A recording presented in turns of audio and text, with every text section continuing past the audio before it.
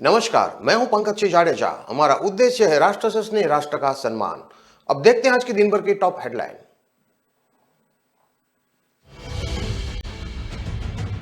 Overtake करते समय trolley से भिड़ी कार, 5 दोस्तों की मौत। बेटे होने की मन्नत पूरी हुई तो सालासर दर्शन करने आया था परिवार, सिक्कर में हादसा।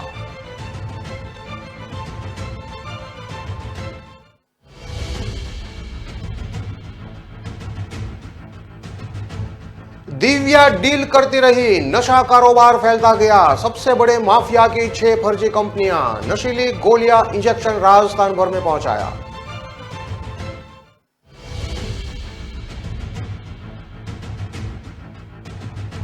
10 से ज्यादा होटलों ढाबों से पकड़ी अवैध शराब। देर रात को ग्राहकों को पिलाई जा रही थी शराब। 2 आरोपी गिरफ्तार।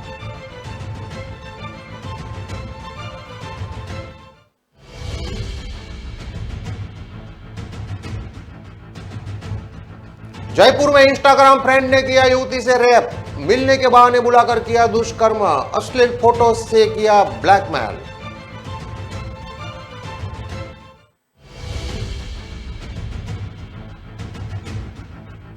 और पत्नी और बच्चों की कुल्हाड़ी से हत्या, शव घर में दफनाए। शक होने पर पड़ोसियों ने की शिकायत।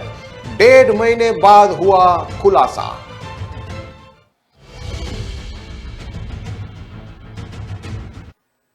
अब देखते हैं खबरें विस्तार से। सीकर जिले के फतेहपुर में बीती रात करीब 11 बजे एक भीषण सड़क हादसा हो गया। हादसे में कार सवार 5 लोगों की मौके पर ही मौत हो गई। फतेहपुर सालासर हाईवे पर सुरभि होटल के पास ओवरटेक करते हुए कार के ट्रॉले से टक्कर हो गई। पांचों के शवों को फतेहपुर हॉस्पिटल में मॉर्चरी में रखवाया गया है। युवक हरियाणा के फतेहाबाद का रहने वाले थे। परिजनों के आने के बाद पोस्टमार्टम करवाया जाएगा। हादसे में मरने वालों में फतेहाबाद के बाडरी पालसर के अजय कुमार, जय सिंह जाट और फतेहाबाद के ही गांव भूतन कला के अमित ईश्वर सिंह, संदीप शमशेर सिंह, मोहनलाल राधेश्याम और प्रदीप प्रताप सिंह शामिल हैं। दरअसल हरियाणा नंबर की कार सालासर की तरफ जा रही थी। इस दौरान कार ने बिक्कम सरा के पास आगे चल रहे वाहन को ओवरटेक करने की कोशिश की। इस दौरान सामने से आ रहा ट्रॉला नहीं दिखा। तेज रफ्तार में कार सामने से आ रहे ट्रॉले से भिड़ गई। जोरदार धमाके की आवाज सुनकर आसपास के लोग मौके पर पहुंचे, जिन्होंने पुलिस को इसकी सूचना दी। जानकारी के मुताबिक मृतक अजय के काफी मिन्नतों के बाद बच्चा पैदा हुआ था। करीब 40 दिन पहले उसके लड़का हुआ था। मन्नत पूरी होने पर दोस्तों के साथ सालासर महाराज के धोख लगाने के लिए रविवार शाम 4 बजे करने से पने अपने गांव से निकले थे। बच्चा होने की खुशी में 24 जनवरी को ठसोठन का कार्यक्रम था। अजय के दादा ने उसे ठसोठन के बाद सालासर जाने को कहा था। अजय 4 भाई बहन में सबसे छोटा था। चारों शादीशुदा थे। पिता की पहले ही मौत हो चुकी थी। खुद खेती का काम करता था। मोहनलाल मेडिकल स्टोर भी वो चलाता था। 12 महीने पहले ही उसकी शादी हुई थी। उसकी पत्नी 3 महीने की गर्भवती है। वहीं संदीप के पिता की भी कुछ साल पहले सड़क हादसे में मौत हो गई थी। उसने 12वीं के बाद पढ़ाई छोड़ दी थी। एक छोटी बहन है। माँ और दादा दादी के साथ संदीप भी खेती का काम करता था। अमित के पिता रोडवेज में कंडक्टर थे। कुछ महीने पहले ही बड़ी बहन की शादी की थी। माँ की मौत हो चुकी है। प्रदीप 3 भाई बहनों में सबसे छोटा था। 11वीं क्लास में पढ़ाई कर रहा था। साथ में मेडिकल की दुकान पर भी काम करता था। माता पिता खेती का काम करते थे।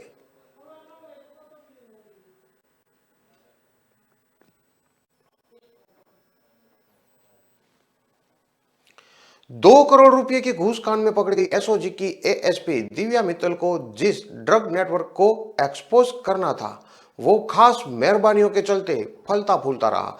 छोटे मोटे ड्रग डीलरों को तो जेल में डाला गया, लेकिन राजस्थान के सबसे बड़े ड्रग माफिया का नाम फाइलों के बीच ही दबा रहा।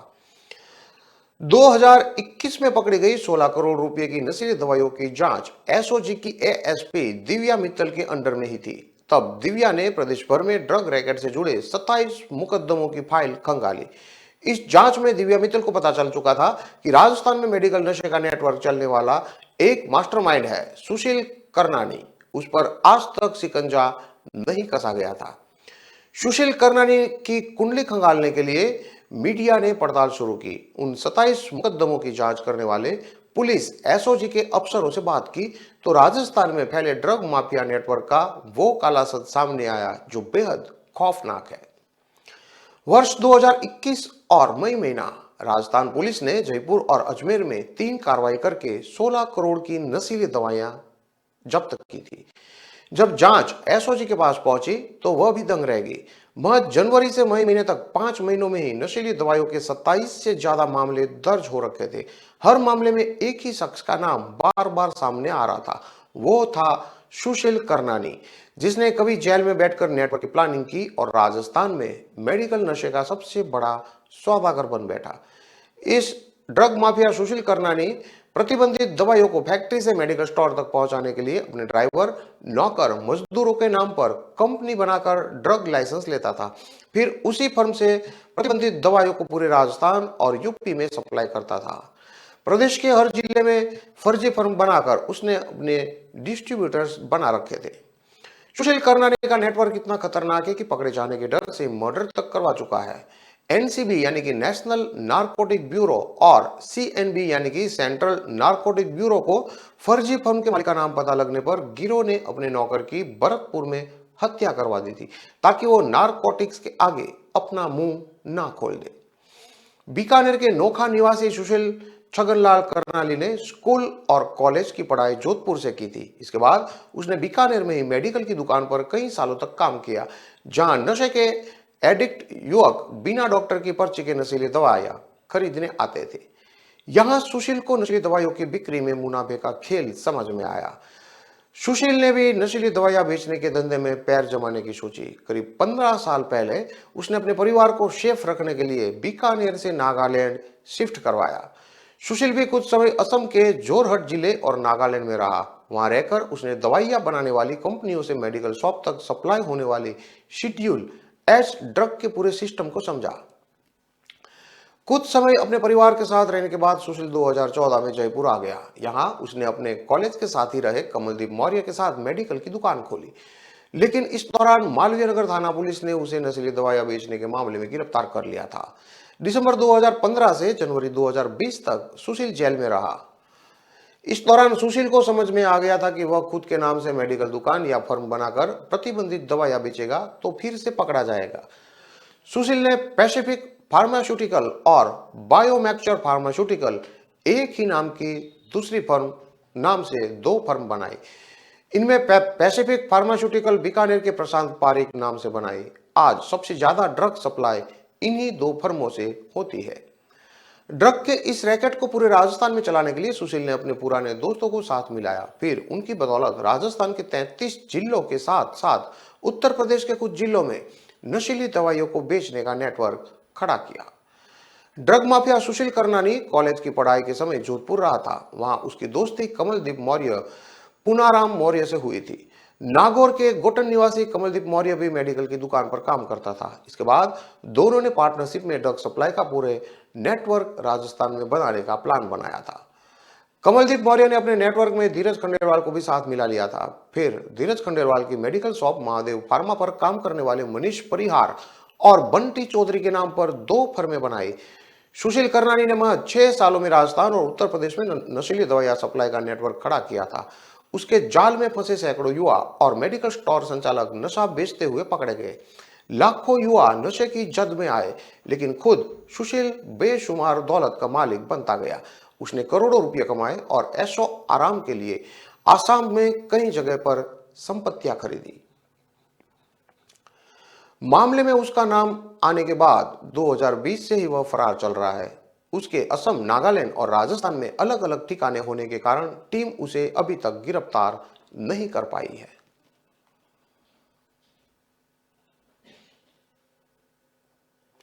डूंगरपुर में अवैध शराब के खिलाफ पुलिस ने रविवार रात को अभियान चलाया। जिला स्पेशल पुलिस टीम ने कोतवाली, बिछीवाड़ा और सदर थाना क्षेत्र में 10 से ज्यादा होटलों और ढाबों पर छापेमारी की कार्रवाई की। इस दौरान ढाबों पर ग्राहकों को शराब पिलाई जा रही थी। पुलिस ने होटलों और ढाबों से अवैध शराब बरामद की है। वहीं 2 आरोपियों को गिरफ्तार किया है। एसपी राशि डोगरा ने बताया कि होटल और ढाबों पर अवैध शराब की बिक्री को लेकर लगातार शिकायतें मिल रही थी। इस पर जिला स्पेशल पुलिस टीम यानी कि डीएसटी को विशेष कार्रवाई के निर्देश दिए गए थे। डीएसटी ने कोतवाली, बिछीवाड़ा और सदर थाना क्षेत्र में 15 होटलों और ढाबों पर छापेमारी की। बिछवाड़ा में होटल गुरु नानक और जय भवानी, होटल बलवाड़ा फाटक, सदर थाना क्षेत्र के सुरपुर में मामा का ढाबा पर दबिश दी गई। इस दौरान इन होटल ढाबों पर ग्राहक शराब पिलाते मिले। पुलिस की कार्रवाई होते ही हड़कंप मच गया। होटल और ढाबों की तलाशी में पुलिस ने 16,000 रुपए की अवैध अंग्रेजी शराब को जब्त कर लिया है। वहीं अवैध रूप से शराब रखने और बेचने के आरोप में राहुल मोहन मीणा निवासी खेरवाड़ा उदयपुर और मुकेश सिंह बान सिंह राजपूत निवासी सुल्तानपुरा को डिटेन किया है। डीएसटी ने पकड़ी गई शराब और आरोपियों को संबंधित थाना पुलिस के हवाले कर दिया है। वहीं पुलिस अब एक्साइज एक्ट में मामला दर्ज कर आगे की कार्रवाई कर रही है। जयपुर में इंस्टाग्राम फ्रेंड की एक युवती से रेप करने का मामला सामने आया है। मिली के बहाने बुलाकर आरोपी ने जबरन युवती से दुष्कर्म किया, अश्लील फोटो से ब्लैकमेल कर देह शोषण किया, किसी को बताने पर जान से मारने की धमकी दी। गांधीनगर थाने में पीड़िता ने आरोपी इंस्टाग्राम फ्रेंड के खिलाफ मामला दर्ज करवाया है। पुलिस ने बताया कि रेवाड़ी निवासी 20 साल की युवती ने रिपोर्ट दर्ज करवाई है। रिपोर्ट में बताया गया कि मार्च 2021 में इंस्टाग्राम पर उसकी दोस्ती मोहित से हुई थी। इंस्टाग्राम पर दोस्ती होने के बाद मोबाइल पर बातचीत होने लगी। आरोप है कि इंस्टाग्राम फ्रेंड मोहित ने उसे मिलने के लिए बहाने बुलाया। मिलने आने पर आरोपी ने जबरदस्ती उसके साथ रेप किया।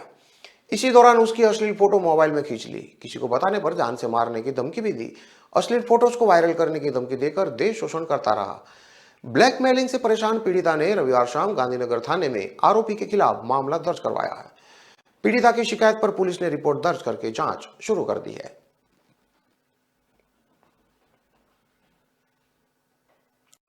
मध्य प्रदेश के रतलाम में दिल दहला देने वाला मामला सामने आया है। यहां एक शख्स ने पारिवारिक विवाद के बाद पत्नी और 2 बच्चों की कुल्हाड़ी से काटकर हत्या कर दी।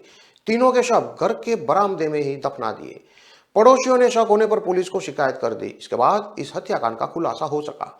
पुलिस ने आरोपी को गिरफ्तार कर लिया है। खुदाई करके 3 शव भी बरामद कर लिया है। मामला रतलाम जिले की विंध्यावासिनी कॉलोनी का है। पहली पत्नी से तलाक के बाद भरण पोषण केस चलने और लिव इन रिलेशनशिप में रहकर दूसरी पत्नी से होने वाले विवाद से परेशान रेलवे ट्रैकमैन सोनू तलवाड़ी, जो कि 33 साल का है, वो हत्यारा बन बैठा। उसने पहले कुल्हाड़ी से कथित पत्नी और 2 बच्चों की हत्या कर डाली। फिर मजदूरों को बुलवाकर आंगन में 3 से 4 फीट गहरा गड्ढा खुदवाया। दोस्त बंटे की मदद से तीनों के शव गड्ढे में गाड़कर सीमेंट का प्लास्टर करवा दिया। 1.5 महीने से 2 महीने पहले हुई इस सनसनीखेज हत्याकांड का खुलासा पड़ोसियों की सक्रियता से हुआ। लंबे समय से महिला और बच्चों को न देखकर कॉलोनी में रहने वालों ने पुलिस को सूचना देकर अनहोनी की आशंका जताई। जानकारी लगने पर एसपी अभिषेक तिवारी ने दीनदयाल नगर थाना प्रभारी को जांच करने को कहा। रविवार को पुलिस ने सोनू को हिरासत में लेकर उससे पूछताछ की तो उसने कथित पत्नी निशा बोरासी, बेटे अमन और बेटी खुशी की कुल्हाड़ी से हत्या कर घर में दफनाने की बात बताई। शाम को पुलिस टीम मां विंध्यावासिनी ड्रीम सिटी पहुंची और सोनू की निशानदेही पर आंगन में खुदाई कर तीनों की लाश खुदवाकर निकलवाई गई। 1.5 महीने गुजर जाने के बाद शव बुरी तरह क्षत विक्षत होकर कंकाल ही रह गए थे। पुलिस ने तीनों की बॉडी को पोस्टमार्टम के लिए मेडिकल कॉलेज भिजवा दिया है। शव गाड़ने में मदद करने वाले सोनू के दोस्त बंटी को भी पकड़ लिया है। आरोपी सोनू ने अमन, खुशी और निशा की हत्या करने के बाद मजदूरों को पानी की टंकी बनाने का कहकर गड्ढा खुदवाया था। लगभग 3.5 फीट चौड़ा, 5 फीट लंबा और 3-4 फीट गहरा गड्ढा खोदकर मजदूर चले गए। उसके बाद सोनू ने दोस्त बंटी को बुलाया।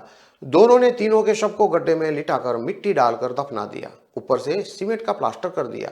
बड़ी बात यह कि 3 हत्या करके शव बरामदे में गाड़ने के बाद भी सोनू उसी मकान में रह रहा था। सोनू हत्याकांड का जिम्मेवार पहली पत्नी को बता रहा है। चौंकाने वाली बात यह है कि वह पहली पत्नी नगमा की भी हत्या करने की कोशिश में था। पुलिस के अनुसार सोनू ने पहली शादी जावरा रोड निवासी नगमा नाम की महिला से की थी। 2012 में तलाक होने के बाद नगमा ने भरण पोषण भत्ते के लिए कोर्ट में केस लगा रखा है। नगमा से अलग होने के बाद 2014 से सोनू निशा के साथ लिव इन रिलेशनशिप में रह रहा था। इस दौरान एक बेटा और एक बेटी भी हुई। पुलिस की जांच में सामने आया है कि कुछ महीनों से निशा और सोनू के बीच झगड़ा हो रहा था। बताया जा रहा है कि हत्या वाले दिन भी दोनों के बीच में जमकर लड़ाई हुई थी। संभवतः इसके बाद ही सोनू ने कुल्हाड़ी से तीनों की हत्या कर दी। सोनू के पिता भी रेल कर्मी थे। उनकी मृत्यु के बाद सोनू की ट्रैकमैन के पद पर नौकरी लगी थी। वर्तमान में सोनू प्रतापनगर रेलवे फाटक की गेट नंबर 60 में जमादार है।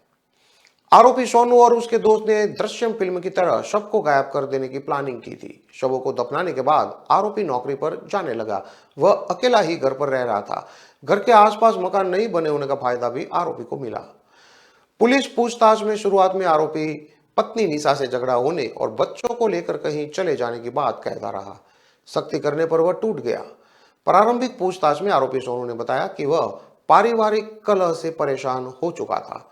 2009 में उसकी शादी नगमा से हुई थी। 2012 में दोनों बेटे से दोनों के बीच में अनबन होने के बाद कोर्ट में भरण पोषण का केस भी चल रहा था। सोनू ने 2014 में निशा बोरासी के कथित शादी कर ली। आरोपी ने पूछताछ के दौरान एसपी को बताया कि वह अपनी पहली पत्नी नगमा की भी हत्या करना चाहता था। इसके लिए वह 1-2 बार प्रयास भी कर चुका था। पहली पत्नी नगमा की हत्या करने के बाद वह पुलिस के सामने सरेंडर करने वाला था। पी&टी कॉलोनी में निशा बोरसा रहती थी और कुछ ही दूरी पर आरोपी रहता था। निशा सिलाई केंद्र पर सिलाई सिखाने जाती थी। आते जाते समय आरोपी सोनू से उसकी पहचान हो गई थी। इसकी जानकारी निशा के पिता छोटेलाल बोरासी को लग गई थी। उन्होंने उसकी शादी अपने गांव उत्तर प्रदेश क्षेत्र में पक्की कर दी थी। जब वे बेटी को लेकर ट्रेन से जा रहे थे तब वह ट्रेन से उतरकर भागकर रतलाम आ गई थी। इसके बाद उसने आरोपी सोनू से कोर्ट मैरिज कर ली थी। मृतका के पिता रिटायर्ड रेल कर्मी ने बताया कि उस दौरान थाने में शिकायत की थी। 4 बेटियों ने भी निशा दूसरे नंबर की थी। 2 बेटियों की शादी गांव में ही कर दी है और एक बेटी मेरे पास रहती है। उसके घर छोड़ने के साथ ही हमने उससे नाता तोड़ लिया था और उसके फोटोज और सभी चीजें जला दी थी। पुलिस अधीक्षक अभिषेक तिवारी ने बताया कि पूछताछ में आरोपी सोनू ने कथित पत्नी और बच्चों की हत्या करके दोस्त की मदद से घर के आंगन में गाड़ना बताया है। सब निकालकर पोस्टमार्टम के लिए भेजे हैं। रिपोर्ट आने के बाद स्थिति स्पष्ट होगी। मृतकों का डीएनए टेस्ट भी करवाया जाएगा।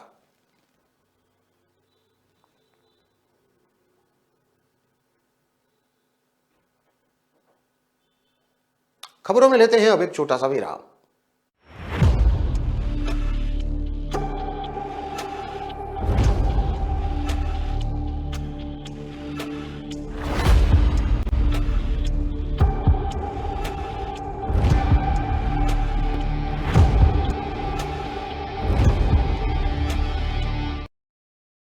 कितनी देर से ढूंढ रहा हूँ, पता नहीं कहाँ मिलेगी इलेक्ट्रिकल्स की दुकान। भैया, यहाँ नजदीक में कोई इलेक्ट्रिकल्स की दुकान है क्या? कब से ढूंढ रहा हूँ, परेशान हो गया हूँ। अरे परेशान क्यों होते हो? मोबाइल में www.locas.com पर सिर्फ सर्च करना है। मुझे लोकास बता रहा है अगले चौराहे से आगे जाकर इलेक्ट्रिकल्स की दुकान है। थैंक यू बेटा।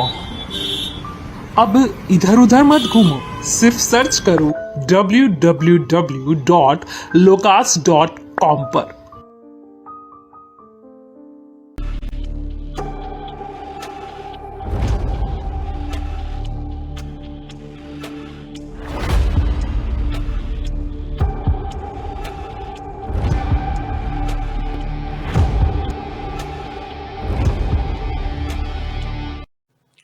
विराम के बाद एक बार फिर से आपका स्वागत है। अब देखते हैं आगे की और खबरें। ग्वालियर के फुलबाग सेंटर पॉइंट स्थित चावला चिकन के मालिक संदीप सक्सेना के खिलाफ पुलिस ने कार बाजार में गार्ड के साथ मारपीट करने का मामला दर्ज किया है। घटना के बाद से ही संदीप सक्सेना फरार है।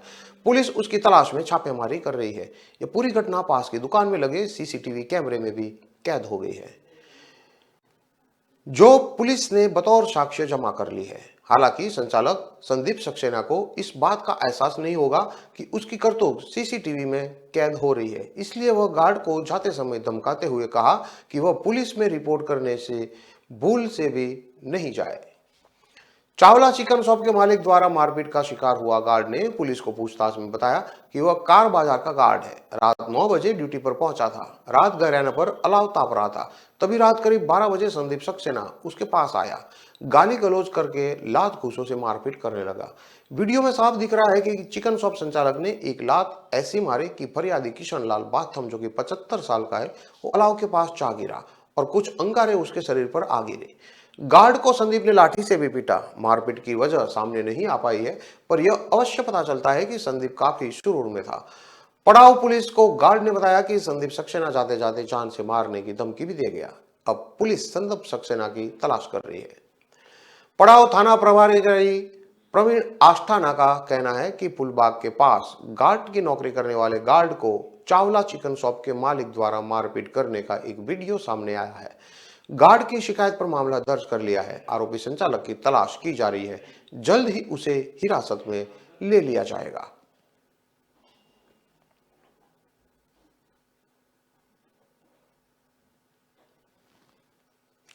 हरियाणा के नारनौल में एक मानवता को शर्मसार कर देने वाला मामला सामने आया है। यहां पर एक कलयुगी मां ने अपनी एक दिन की नवजात बच्ची को रेलवे स्टेशन के पास पटरियों के नजदीक झाड़ियों में फेंक दिया।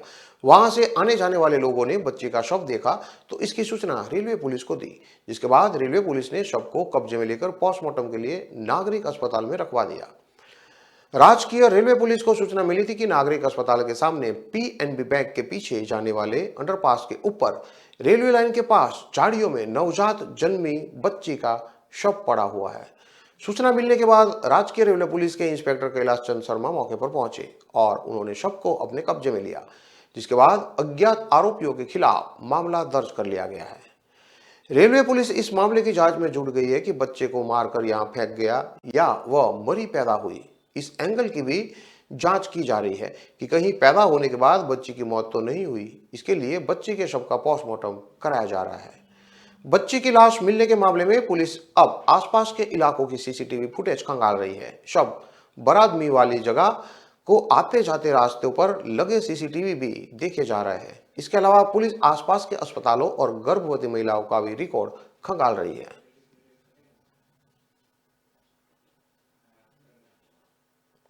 हरियाणा के फरीदाबाद में हैरान कर देने वाला मामला सामने आया है। शरारत करने पर एक पिता ने अपनी ही बेटी पर जुल्म किए, उसको करंट लगाया। इतना ही नहीं, आरोपी ने उसके शरीर पर सिगरेट भी दाग दी और जूते से पीटा गया। आरोपी बिहार में कस्टम इंस्पेक्टर है।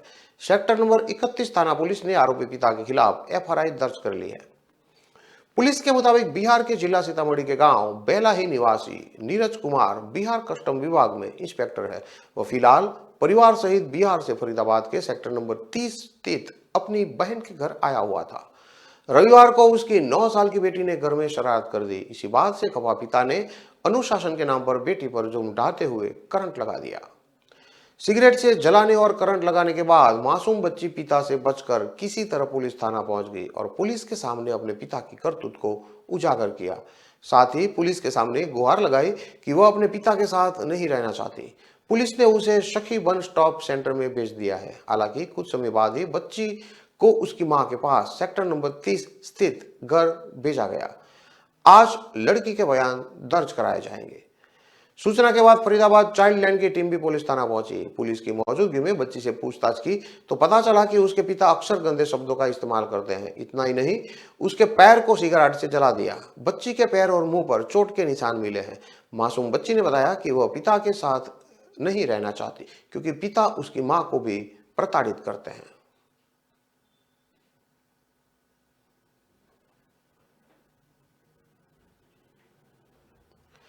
काशी हिंदू विश्वविद्यालय यानी कि BHU के सरसुंदरलाल अस्पताल और ट्रॉमा सेंटर में पकड़े गए 3 फर्जी डॉक्टरों को लंका पुलिस को सौंप दिया है।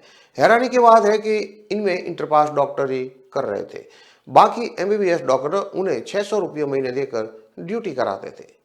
फर्जी डॉक्टर के मामले में BHU के छात्रों ने PM मोदी और शिक्षा मंत्री धर्मेंद्र प्रधान से शिकायत की है। छात्रों ने कहा है कि BHU अस्पताल में फर्जी डॉक्टरों का रैकेट काम कर रहा है। इसमें अस्पताल के कई सीनियर डॉक्टर भी शामिल है। शोध छात्र पतंजलि ने कहा कि एक कमेटी बनाकर निष्पक्ष जांच होगी। इस दौरान BHU अस्पताल के मेडिकल सुपरिंटेंडेंट और गायनेकोलॉजिस्ट विभाग की अध्यक्ष को कार्य से अलग रखा जाए। इनके बने रहने से जांच प्रभावित हो जाएगी। BHU अस्पताल में फर्जी डॉक्टरों में कुल 7 लोग पर मुकदमा दर्ज हुआ है। 2017 बैच के पास आउट MBBS डॉक्टरों की जगह 3 लोगों को ड्यूटी करते पकड़ा गया था। फर्जी इंटर्न की पहचान वाराणसी के विश्वेश्वरगंज की प्रीति चौहान, मिर्जापुर अदलहार के मोहित सिंह और सोनभद्र के अनपरा के अभिषेक सिंह के रूप में हुई है। ये 5 MBBS pass out doctor Nitin, doctor Shubham, doctor Soumik और डॉक्टर कृति की जगह डॉक्टरी कर रहे थे। MBBS डॉक्टर इन्हें 600 रुपये देकर ड्यूटी कराते थे। प्रीति केवल 12वीं पास ही है और वह MBBS डॉक्टर की तरह से काम कर रही थी। डॉक्टरों और पकड़े गए फर्जी इंटर्नर को लंका थाने के सुप्रत शिकायत के साथ सौंप दिया गया है। BHU सुरक्षा निरीक्षक अरुण कुमार की तहरीर पर इन सभी लोगों पर मुकदमा दर्ज किया गया है। पुलिस कमिश्नर अशोक मुथा जैन ने बताया कि डॉक्टर की जगह इंटर्नर काम कर रहे थे। यह बात BHU ने अपनी जांच में पाई और सौंपा है, जिन पर FRI दर्ज कर ली गई है और आगे की जांच की जा रही है। ये सभी कब से वह फर्जी ड्यूटी कर रहे थे वो जांच के बाद ही पता चल पाएगा। डॉक्टरों ने व्हाट्सएप से डॉक्टरों की ड्यूटी जब भी वार्ड, ट्रामा सेंटर और OPD में लगती थी तब फर्जी इंटर्नर को व्हाट्सएप संदेश के जरिए सूचना देते थे, बताते थे कि 6 घंटे की ड्यूटी करनी है। महिला डॉक्टर की फर्जी इंटर्नर प्रीति चौहान के साथ व्हाट्सएप चैट मिली है। BHU अस्पताल के चिकित्सा अधीक्षक डॉक्टर के गुप्ता ने बताया कि IMS BHU के 4 MBBS छात्रों के नाम पर उपस्थित दर्ज करने और पैसे ट्रांसफर के डिटेल भी मिले हैं। इसी को आधार मानकर मुकदमा दर्ज हुआ है। IMS BHU के डायरेक्टर प्रोफेसर के सिंह को भी इन छात्रों पर कार्रवाई के लिए संस्तुति की गई है। वे ही तय करेंगे कि इन छात्रों पर किस तरह का और कब तक एकेडमिक एक्शन लिया जाए। वहीं मेडिकल काउंसिल ऑफ इंडिया भी कार्रवाई कर सकता है, उन्हें भी पत्र लिखा गया है। उन्होंने आगे कहा कि 2017 बैच के MBBS के डॉक्टरों ने अपनी जगह इनको रखा था। यह क्रिमिनल ऑफेंस है। MBBS की पढ़ाई के बाद 1 साल की ट्रेनिंग की जाती है, जिसे इंटर्नशिप कहा जाता है। इसके लिए 25,000 स्टाइपेंड भी मिलता है। उन्होंने आगे बताया कि उनकी टीम ने ही फर्जी इंटर्नर अस्पताल से पकड़े हैं। पकड़े गए सभी लोग नॉन मेडिकल है। मामले को दबाने में लगे हुए लोगों ने ऐसा संभव नहीं है ऐसा बताया। ऐसा संभव ही नहीं है कि बिना किसी प्रशासनिक व्यक्ति या सीनियर डॉक्टरों के संरक्षण के लंबे समय को कोई अस्पताल में ड्यूटी कर सके। इन सभी खबरों को विस्तार से पढ़ने के लिए आप हमारे वेबसाइट का भी प्रयोग कर सकते हैं। हमारा वेब का पता है www.kalamkartavya.com। हमारी कलम ही हमारा कर्तव्य के उद्देश्य के साथ खबरों को आप राष्ट्र प्रथम के साथ देखते रहिए। नमस्कार।